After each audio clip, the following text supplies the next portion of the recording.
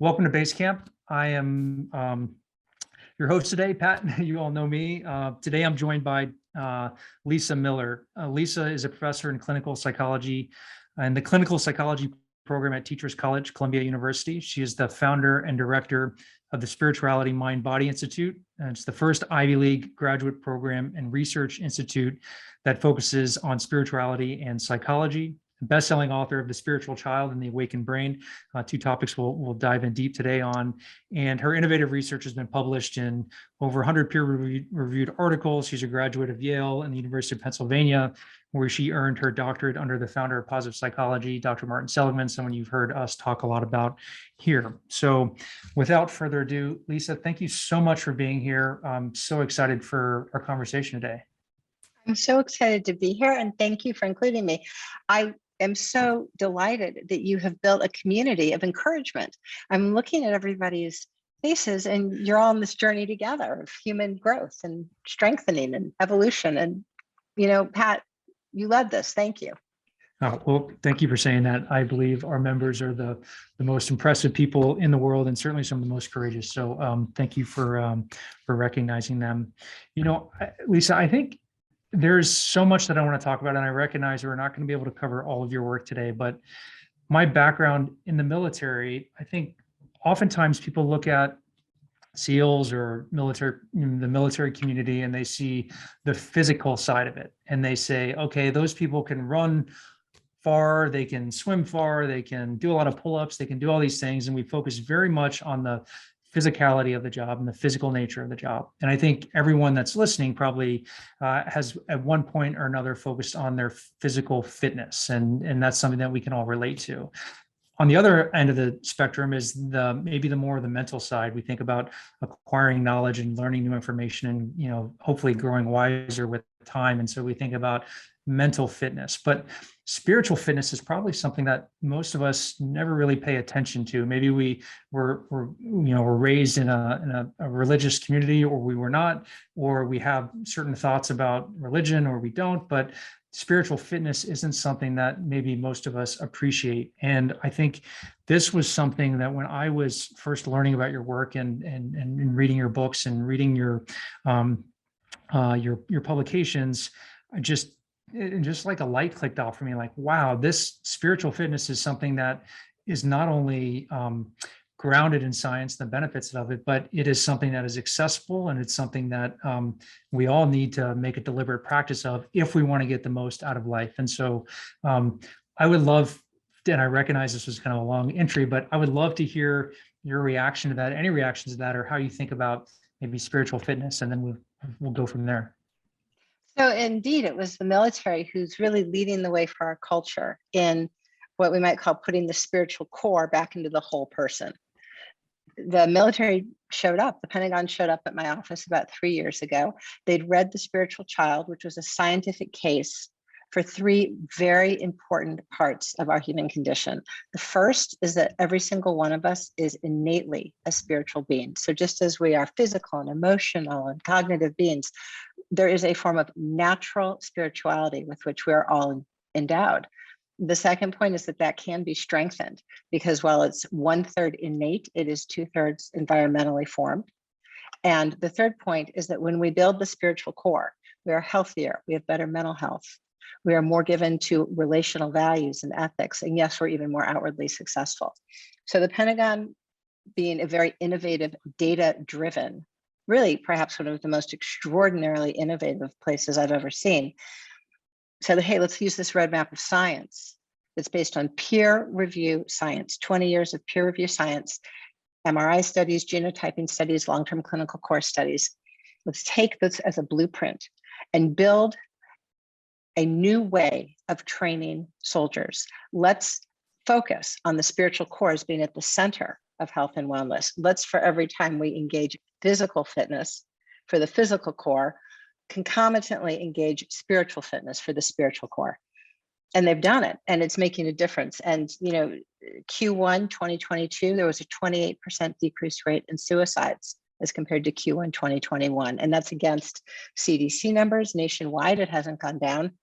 So they're doing a lot right. And I think oftentimes the military moves the needle for the rest of society.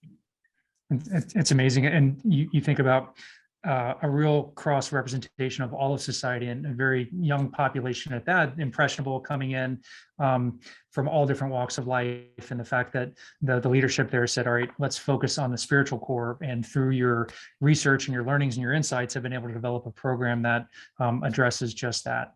I think it's amazing.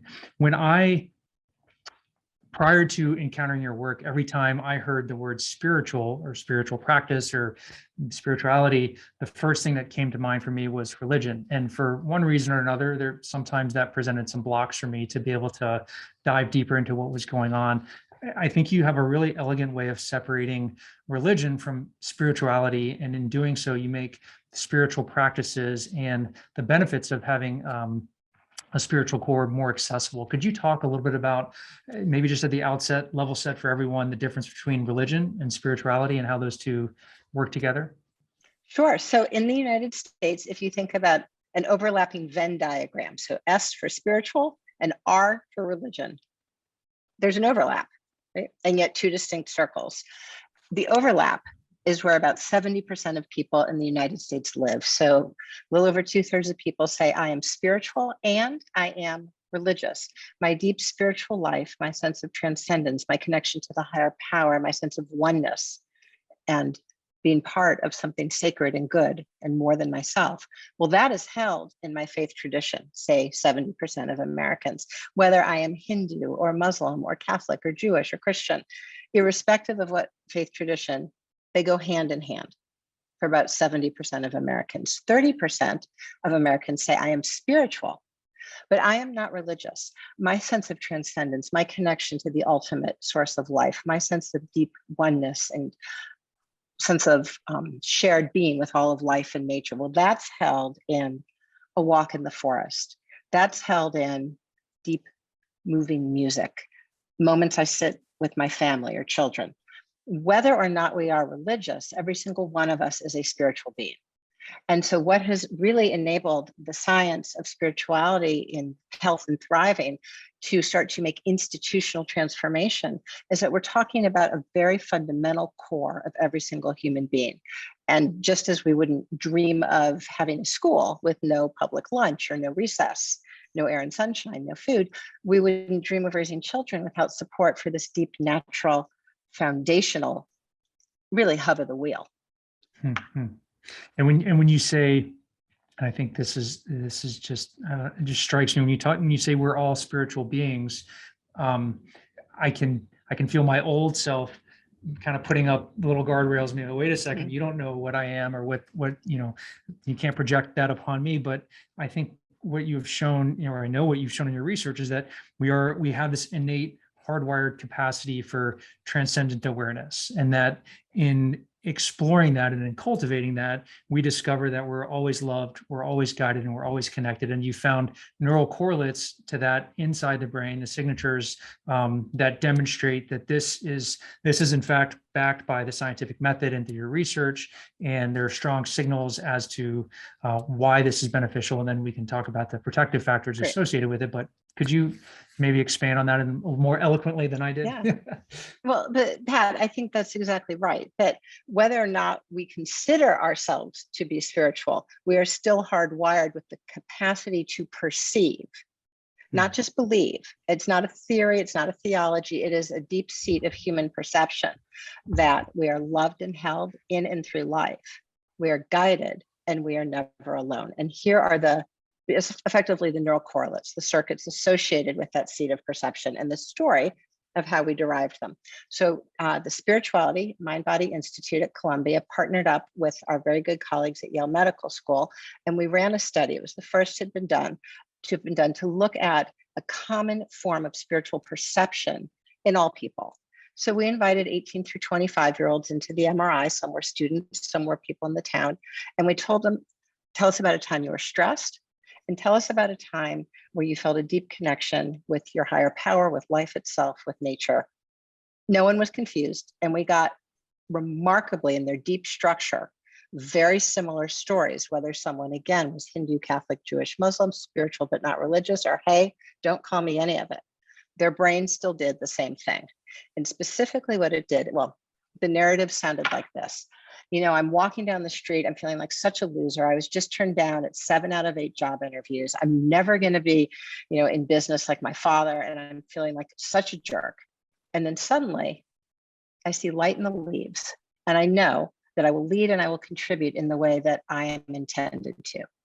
Or we'd gone out for 3 years. I had a promise ring. We were going to get married. And at the last minute, graduation, he called it off. I felt so ugly. I felt so unworthy. I felt so unlovable. But, then going home and sitting in my childhood house of worship by my parents and grandparents, I realized, of course, I'm loved and I'll love again.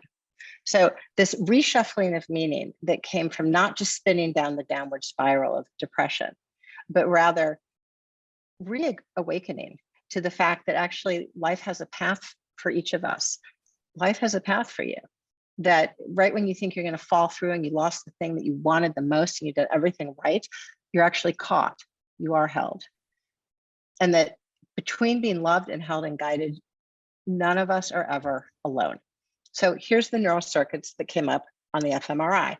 Loved and held was the bonding network. Just as we were held as children in our parents' arms, the same bonding network perceives life holds us. Guided, we shift from a top down to a bottom up form of attention, from the dorsal to the ventral. And we, instead of looking down a bowling alley, I've got to have it, we have a big, broad view, far more information. And many people say the new opportunity, the new doorway pops. Never alone. This is, I think, one of the most beautiful findings in our brain. We have a parietal lobe that puts in and out hard boundaries, so that, yes, we are absolutely one of us distinct. You live at one GPS coordinate and she lives at another. We have magnificently diverse, zipped up bio bodysuits. We are remarkably unique, and we are also one. As I say to my students at Columbia, we are a point and we are a wave. We are whitecaps on one ocean. There's a unity in being. Well, the parietal lets us feel that we are always part of the greater sea of humanity, of life, loved, held, guided, and never alone.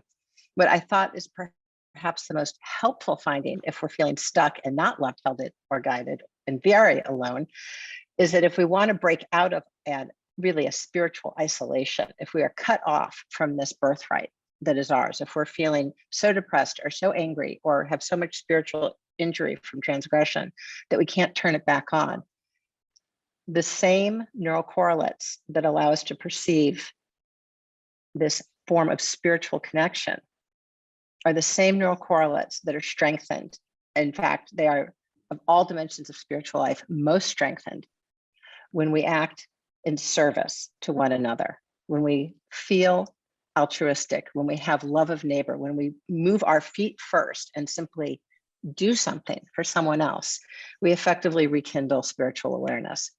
From the view of our MRI studies, the greatest dimension of spiritual life to strengthen the awakened brain is actually how we treat one another as fellow human beings and fellow living beings. I call it prayer in action, right action. Every tradition understands this.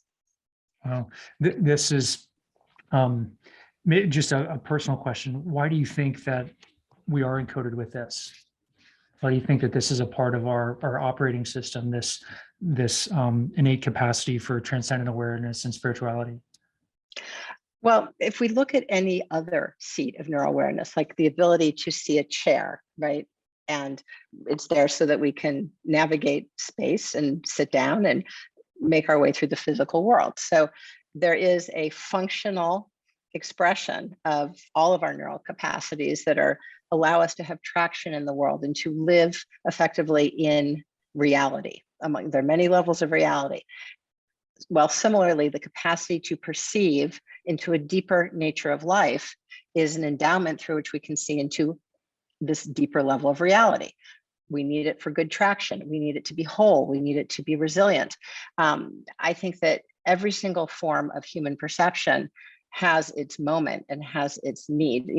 For instance, in the awakened brain, I contrast transcendent awareness to achieving awareness. That just as it is important to understand the deeper nature of life, we also have to get up in the morning, go to work, and get there and pay the rent.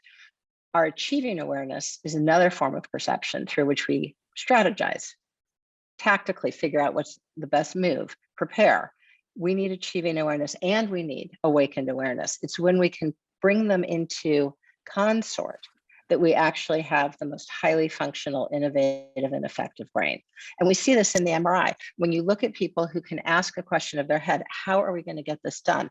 You know, I've read every book, I've trained, we're prepared, and yet of the 18 different permutations of our next move as a company, as a family, in my own life, there's one that pops. And I have then to move from logic and empiricism to some form of gut instinct or intuition, or in some cases, a mystical perception. Multiple forms of human perception, multiple epistemologies mean that at the inner table, knowing we all have a logician, an empiricist, and an intuitive, and a mystic, and a skeptic. When we move by using all of these forms of knowing, what happens is we're more able to solve problems. And in the MRI, you see that there are myelinated tracks between regions of the brain. We've paved the highways to be able to be far more creative and innovative about everything. I mean, how to get out of suffering, how to take our company public, how to get our kid through college, whatever it is. We can do it far better when we use all forms of human knowing.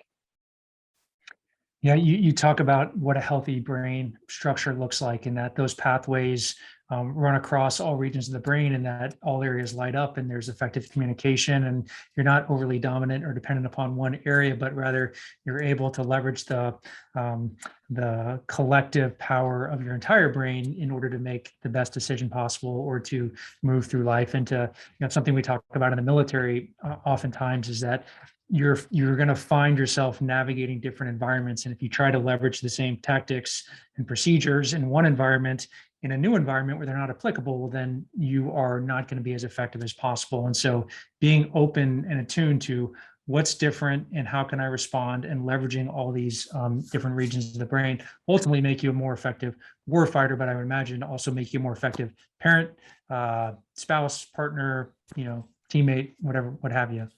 Well, as you know well, situational awareness. If I'm only thinking through the bowling alley of our tactics, our strategy, our plan, then the real dynamism of life, the fact that life is not predictable, that sure, there's a little tiny layer of icing of control over a huge pound cake of flux and dynamism. Situational awareness for the warrior is essential. I mean, yes, it's important for all of us, but it's make or break. And in my work with the Pentagon, we talk a lot about how use of our awakened awareness, the ability to perceive, if you will, of the heart, to use instinct and gut awareness, to take seriously mystical awareness. If you feel your grandmother speaking your ear, jump, move, right? So this is really something that leads to optimal performance, but it also leads to a much bigger, expanded life. This is in the military, we talk about it this way, that, I could be completely trained and ready, and my team and my squad could be ready to go, and we're going out the red door, but the red door's stuck. And there we are, very far from home, only with those tools on our bodies, and we're stuck. Well, the red door's stuck. What are we going to do? Awakened awareness, this deeper seat of perception, allows us to say, okay, goodbye dorsal, hello ventral attention system. Hey, look over there. There's a wide open yellow door. Let's go. As you know, as someone who made such an enormous contribution in the military, this form of situational awareness, it saves your life, it saves the mission, it's everything. And it's not all pre-planned. It's certainly not in our control. I have more than one story of a team trying to bust down a door and get through into a house, and trying every possible mechanism that they could to open this door, short of an explosion or short of using explosives. And then finally someone pulling back and then just trying the handle, and the door opens because it wasn't locked. And then so back to your red door, yellow door, again, being open to all of the information that's coming in, and how best to kind of move through the situation, I think is really, really important.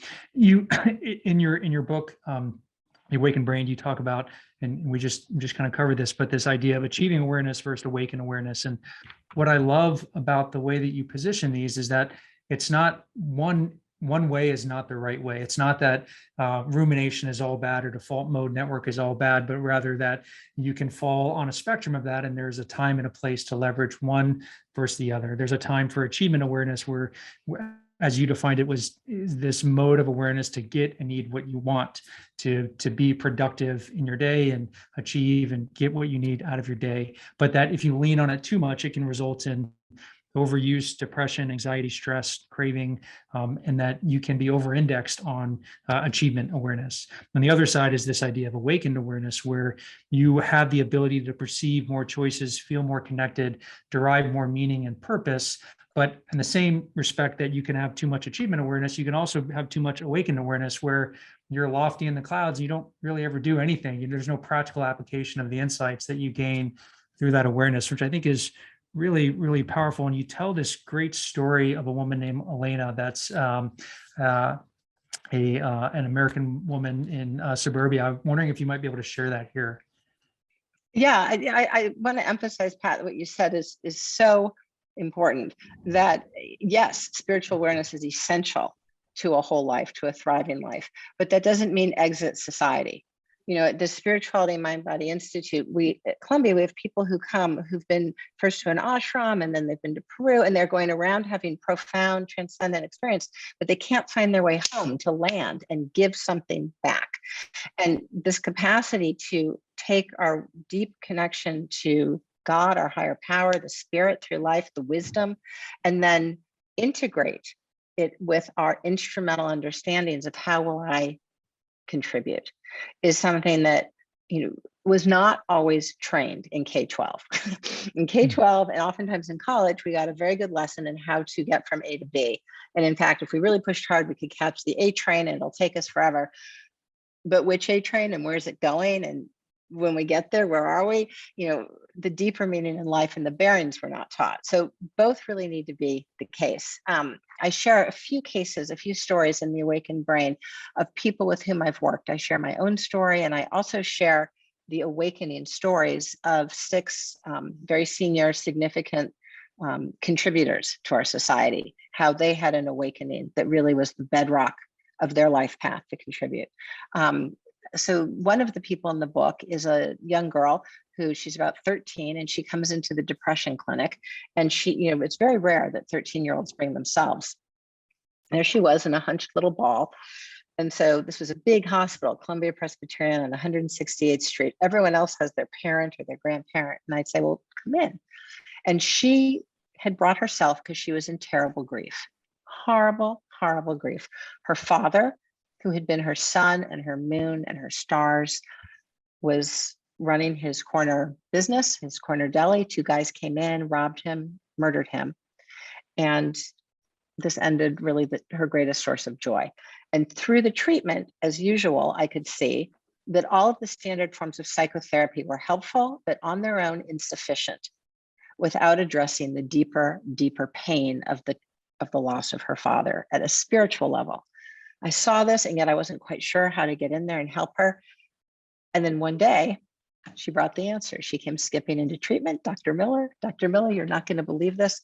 I met the most wonderful boy. He was so kind. He was so polite.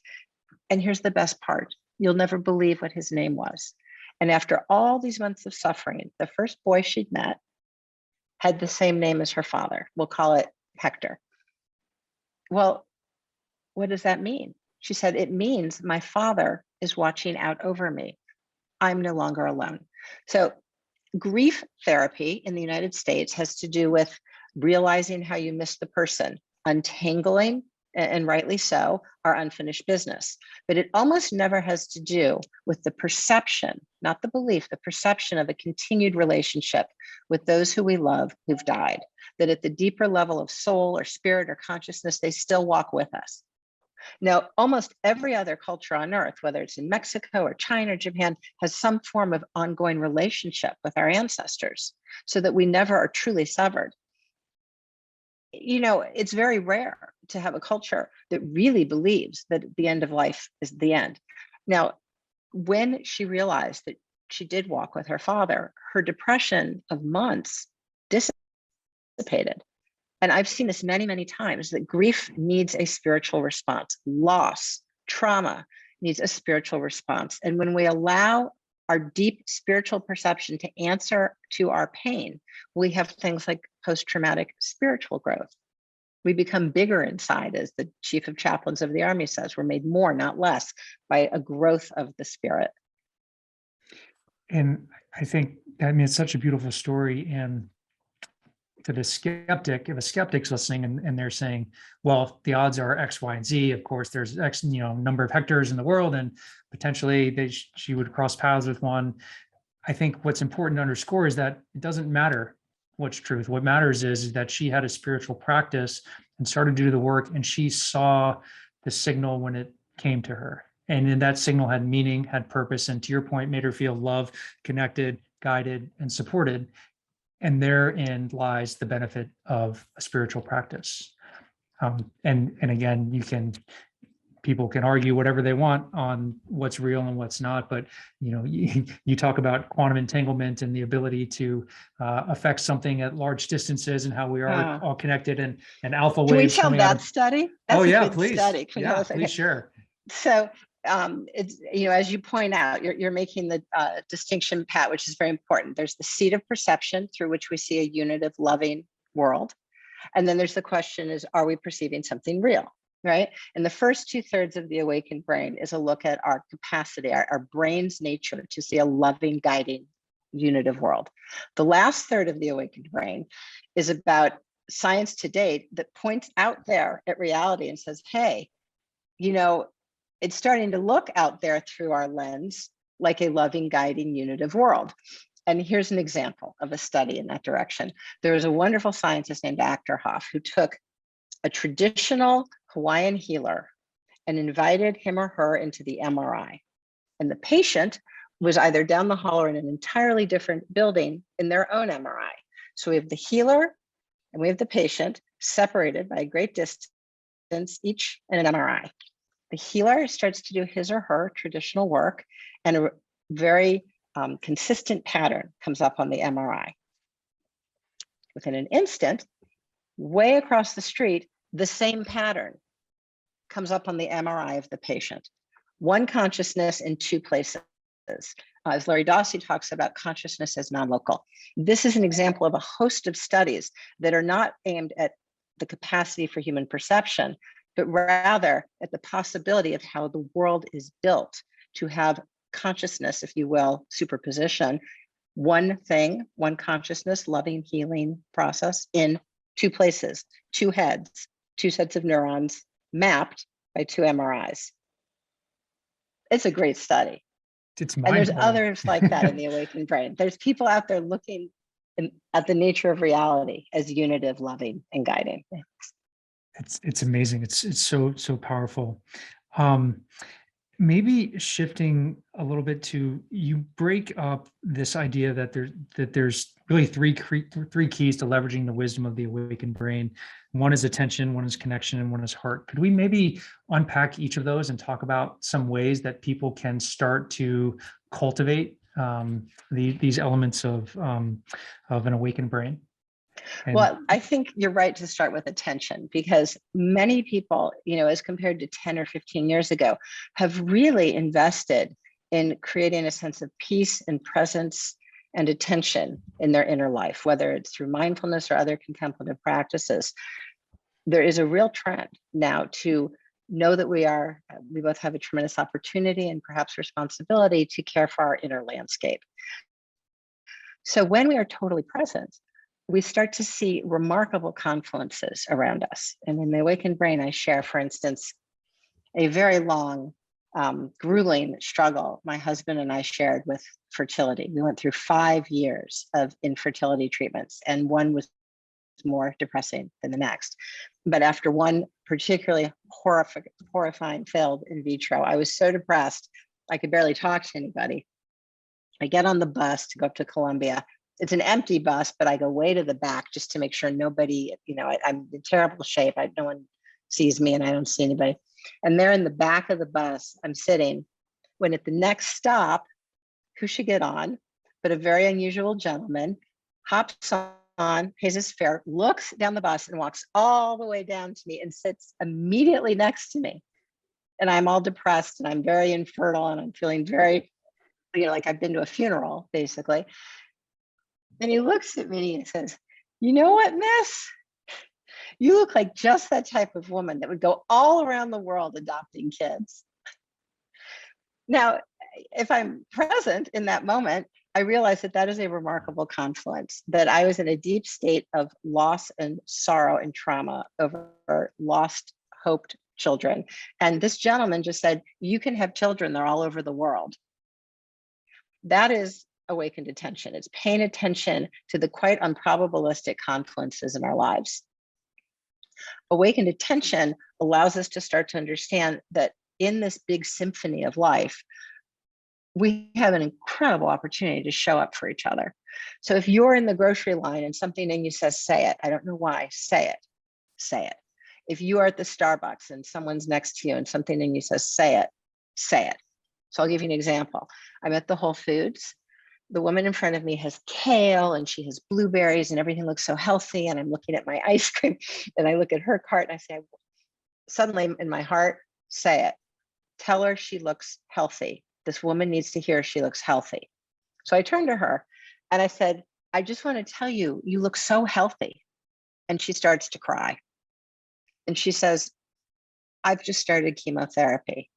Thank you for saying that." And I said, she said, "I had surgery." I said, "Well, the surgery took it out.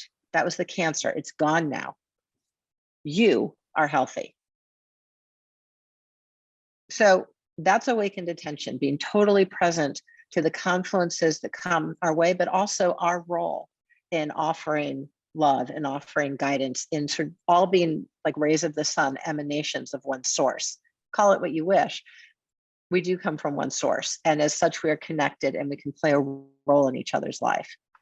It's such an important point. I want to underscore it. It's that this idea that if you're cultivating awakened attention, and you mentioned, you can do it through mindfulness practices, you can do it by spending time in nature, whatever allows you to quiet your mind and quiet your mind so that you can be more attuned and aware to what's going on. But in doing so, you're not only open to noticing and making meaning of what you see, but you do so in a way that supports your own growth and healing. And that's incredibly powerful. And I just think everyone around you yeah, gets that too. Yeah. Wow. Just so powerful. So we start with awakened attention, work on this, and you're going to notice opportunities to engage, to tap into your own innate wisdom in a way that not only brings out what's important in you, but also brings out maybe the best in those around you, which is obviously something near and dear to us at Madefor. Maybe we'll talk about the heart next, because I found some of the studies here that you were running with the EEG studies around depression and spirituality, and the waves that are being generated, I think are just really fascinating and underscore the point that we are all one. So could we maybe talk about that? Pat, that is the best scientific finding in the book. Thank you first of all, for reading the fine print and the references. And it's fun to be able to dig in at this level because you read it so deeply. This is absolutely beautiful. If we look at how we recover as human beings from depression, we find that we are hardwired to be able, in our darkest, most painful moment, when the ground slips out from under us, where there's no daylight to find our way, that is actually the perfect moment to shift the conversation from, I want this job, I want this guy, I wanted this apartment, I wanted more money, I'm not getting what I want out of life. How do I get more out of life? From the shopping stance of life, shift the conversation to, what is life showing me now, so that we become less makers of our paths and more discoverers of our journey. And at the deepest spiritual level, in whatever language is our own, loving God, Jesus, spirit, universe, what are you showing me now? And that's a question that might be asked of the head, but it is the heart that might receive an intimation, an illumination. It may come in a dream or a synchronicity. But when we open ourselves up to a dialogue with the deeper spirit in life, what are you showing me now? We go into a life, a stance of quest. Now, this process, that in our most pained moment, it is the perfect moment to change our conversation with life and say, What are you showing me now? And start to discover this shift is a shift from achieving to awakened awareness. When we looked at people in the MRI who through suffering, through pain, deepened their spiritual life, they had cortical thickness, they had greater processing power across the regions of the spiritual brain, perception, reflection, and orientation. So the brain's our lens. They had started to see life as having a deeper fourth dimension. So same family, same cul-de-sac, same job, but looking through this deeper lens, my nice, strong spiritual brain, life suddenly is buoyant and has more yellow doors. And I love so much more, and I encounter so much more love. Life expands, it gains a fourth dimension, an awakened fourth dimension. Now, we put a little EEG cap that looks at what the brain is doing and how the brain is functioning, what energy is it using. And when we put this EEG cap on people who in their most painful moment deepened and awakened more spiritually, they gave off a certain wavelength. The wavelength was called high amplitude alpha. Now, high amplitude alpha, we can jumpstart, we can force it if we give Prozac, SSRIs, showing that many of our treatments for depression are jumpstarting a process. So if I'm not against SSRIs, but if we take them, still do the work. And this is why. When we deepen our spiritual life through depression, we give off alpha. Alpha has another name in another field. It's Schumann's resonance. It's the wavelength of nature from the Earth's crust up 1 mile, all the way around our shared Earth. The whole Earth, all around the Earth, from the Earth's crust up 1 mile, vibrates nature, deer, birds, mountain, water, us at the wavelength of alpha. When we return to alpha, the spiritually engaged brain brings us back into oneness with all nature, with creation. The felt sense of oneness is real, as reflected through the same wavelength, the same energy. And my view is that by the time my grandkids grow up, they will look at grandma who called this alpha and think that was so silly, because what was grandma talking about in alpha, Schumann's resonance? Sacred consciousness. That is the thing that unifies all of us, that we are all one. Yes. Wow.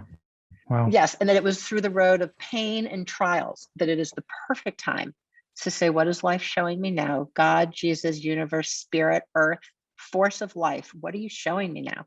And open a dialogue through which we start to have a two-way conversation. Hey, guy on the bus, you mean maybe there is a child out there for me? And in fact, in the Awakened Brain, there was.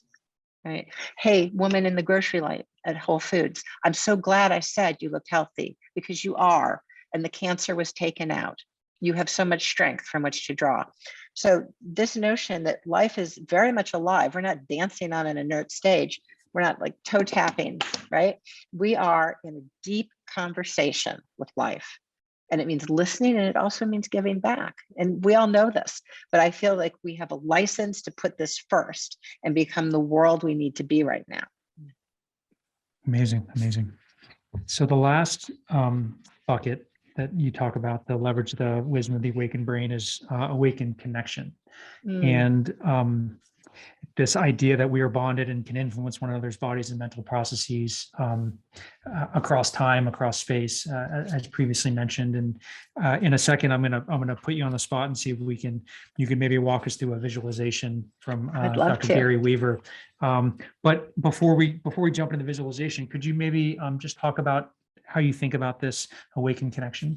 Well, I'll tell it by starting perhaps with the story of Gary Weaver. Gary Weaver was a psychologist who for 35 years worked with court-referred boys. So the third time a court-referred boy went before a judge in Salt Lake, he had a choice. He could go to adult prison, or he could go out into the desert, the Moab, with Gary Weaver. And out there in the desert, Gary Weaver would walk these boys through a series of trials and challenges and spiritually deepening practices. Now, what's interesting is that no one else wanted to work with these boys. They had been terribly abused. Most of them were the victim of sex offenders, and they had now become sex offenders. No one wanted to work with them. But Gary Weaver looked right through their eyes, to their soul, and he loved them. So much so that Gary Weaver adopted into his home 28 court-referred boys. So who is my son? Who is my child? At the spiritual level, anyone can be your spiritual child. It is about having the deepest type of love. So 28 boys moved into his house. Now, I'll tell you, when someone goes before a judge 3 times, you don't expect them in 2 weeks to have a major reversal. But Gary Weaver in 2 weeks had an 85% long-term success rate because he knew that every boy, he looked at every boy with the deepest sacred love. You are God's child. And as he would say to me, God, why have you brought me this boy now? And use your own words, life, spirit, force of nature, regenerative force. Why have you brought me this child now? That is knowing that that boy is actually my boy. When Gary Weaver passed, I went out to his funeral in a tiny town, probably 2 hours from Salt Lake. The church was so packed that they had to open up the back wall, and there were people for literally 50 yards. But to this day, in the front 3 rows were the 28 boys. They were now in their 30s and 40s. They had become teachers and fathers and forest rangers. They were people of contribution. And it was all because Gary Weaver loved them. He loved them for more than what they had done or not done, for more than what they had or didn't have. He loved them to their soul, and they were renewed. Now, that doesn't mean they didn't do anything wrong. Of course they did something wrong. But do you like throw someone in the trash? Or do you believe that this person is an emanation, like a ray from the sun of life itself? And we have the opportunity of love and renewal and redemption. And this applies to the court-referred boy and the people who I've crossed or who've crossed me and everything else, right? The guy in traffic and the guy at the Starbucks and the kid in my class and all that. It's all the same story. So I'll share with you now, having shown what this ultimate love of connection really is, the practice that Gary Weaver used out in the desert that reawakened their spiritual awareness, awakened their spiritual brain. Should we do it? Oh yeah, let's do it. Let's do it. Okay, this is a 90-second practice in the language of life. I'm going to invite you to close your eyes and clear out your inner space and take 5 breaths.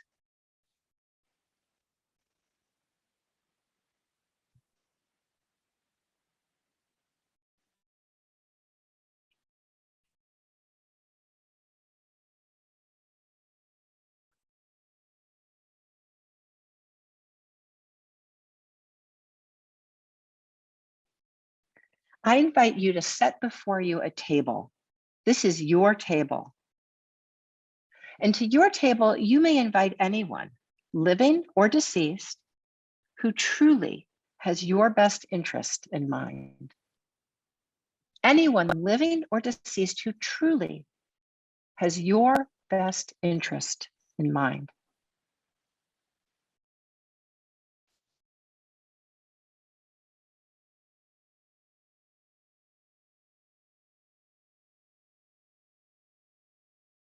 And with them all sitting there, ask them if they love you.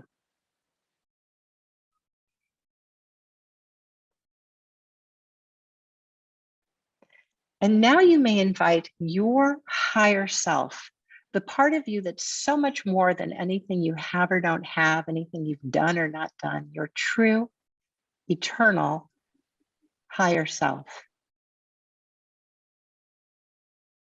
And ask you if you love you.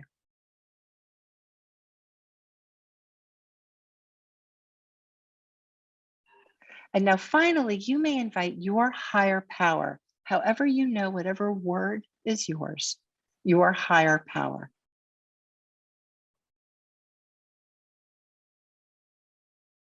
And ask your higher power if they love you. And now with all of these people sitting here right now, what do they need to share? What do you need to know? What do they need to tell you now?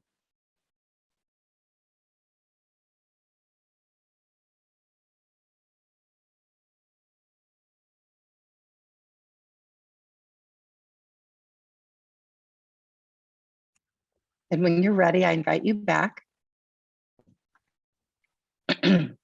This is your counsel, and they are always here for you. Who shows up may change depending on where you are in your road of life. And you can ask them the question that's on your heart at a juncture in your life, at a time of trial. You are loved, you are held, you are guided, and you are never alone. This is your birthright. This is your invitation into your own awakened awareness. Wow. Wow.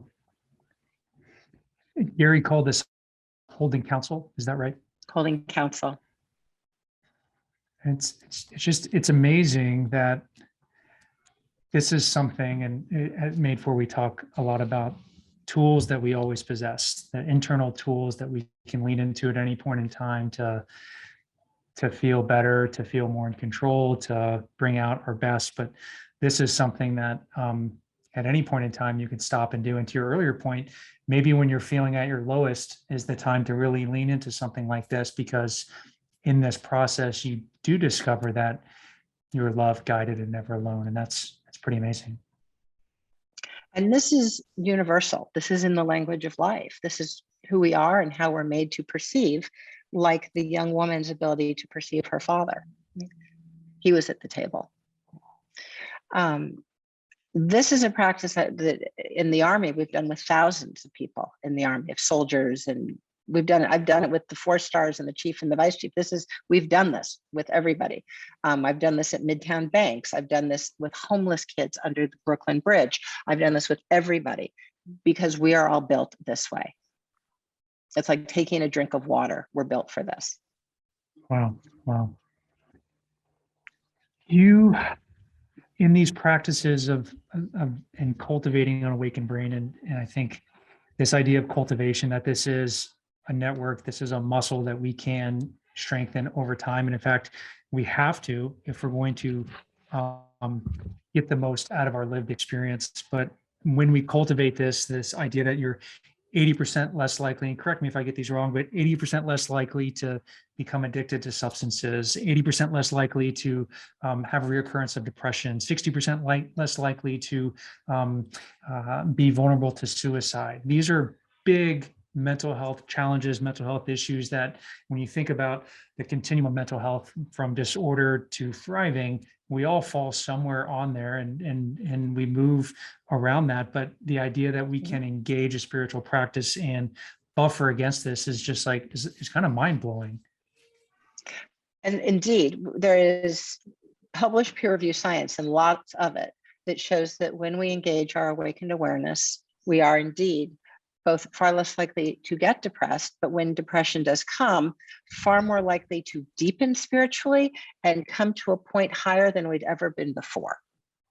That this is really the foothold, awakened awareness, for post-traumatic spiritual growth, that suffering and depression is really the ignition. It's the start of our journey to deepen, be bigger, and rise to the next station in our life. I mean, you could even say that from a spiritual point of view, in order to inherit our next station in life, the next step in what we're going to give and share and be, earlier on, there's an ignition that sends us first into a state of dissatisfaction with how we've been living. It was fine yesterday, it was fine 2 years ago, but my inner life today no longer works. Well, that's the ignition. That's the knock at the door to say, hey, what is life showing me now? I have to be more loving. I have to be more attuned to the dialogue with one another, more connected, more awakened, so that I can be ready in this next phase of my life to love and give and share as I'm called. So it's a calling. Suffering is a calling to deepen, strengthen, and rise to our next station. It is not downtime. It is not a pothole. It is not lost time. And it is very often not 2/3 of the time. It is not symptoms to be just washed away.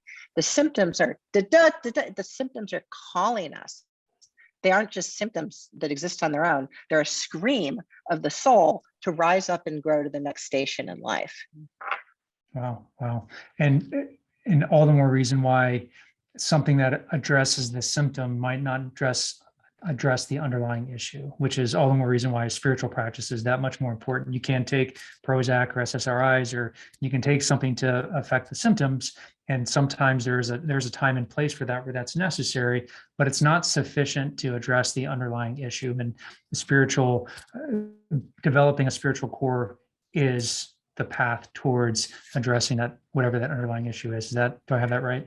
And the growth that we're called to Yeah. have to rise to the next station in our lives, to Mm. care for children, care for our parents, care for our globe and our society, love more, help people see the deeper nature, whatever your work is, whatever you're being called to become, likely will start with a little bit of discomfort, because yesterday's way of doing things alone doesn't do it. We need to be more to rise up. That's amazing. That's amazing. Lisa, as I know we only have a few minutes left, but in your field, what are you excited about? Where are we headed next? And what are you hoping to uncover next? Well, I think the most important finding we have in science is that when we realize our human nature, how we're built, we realize our deep, strong spiritual core. The spiritual core is the hub of the wheel. And that, from all of the data I've seen for 20 years in top peer-reviewed clinical science journals, is a statement that how we are designed to be, we are designed to function, to thrive, to be healthy, and move through reality with our eyes open at the level of awakened awareness. This is how we're built. So I think the three most important implications of this truth, as reflected through science, is first and foremost, there's many magnificent people on earth, and there's one foundational spiritual brain. Of course, there's human variance, like being good or not as good at math, or being able to dance versus actually compose music or whatever. But there's human variance, but there's one spiritual brain. And that means that religious war is extremely outdated. There is absolutely no reason to not get along over so-called spiritual matters. We have one spiritual brain. The second is that when the spiritual brain is engaged, it resonates with the energy of all life, that we are part of one creation, one earth. And so our relationship to nature is one of sisterhood and brotherhood. I want to learn from you, trees and mountain and mother goose. I want to learn from you, and I want to treat you really nicely. We're in a relationship. So that shifts environmentalism from just taking care of nature, regarding nature as beautiful, and really having a profound relationship of which we're a part. And then the third implication is that not only are we one people and we're one creation, but when we can learn to realize this is quarter inch under the surface, we won't need to fix the myriad of human-made problems in front of us, because we won't have them. We won't dump poison in the water, because we'll know that we are water and we love water. And we won't treat each other as if we're each other's so-called enemy or on the same so-called side, because we'll realize we're all emanations like sun rays from one sun. We won't create the problems. And my hope for the Gen Z group is that they really won't make problems as severe as we've made in the 20th century, that was based on radical separateness, radical monolithic, narrow achieving awareness, but that they really are sensitive and primed Gen Z to be able to be in deeper sense of love and connection with all life. Wow, it's amazing, amazing. I can't imagine the courage that it took to go down this path of merging the fields of science and spirituality, but I'm so glad you did, and I know the world is better off for it. So I'm so grateful for the work that you've done. One takeaway for me is, and then I want to head over to you for any parting thoughts, but just that, science is something that's obviously very important here at Madefor. We look for what has been scientifically validated to determine what are the protocols that we can engage, or what can we do to bring out our best, whether that's from our body, from our brains, from our minds. But my thought coming out of this is that our body of knowledge is always going to be incomplete, and it's always going to be imperfect.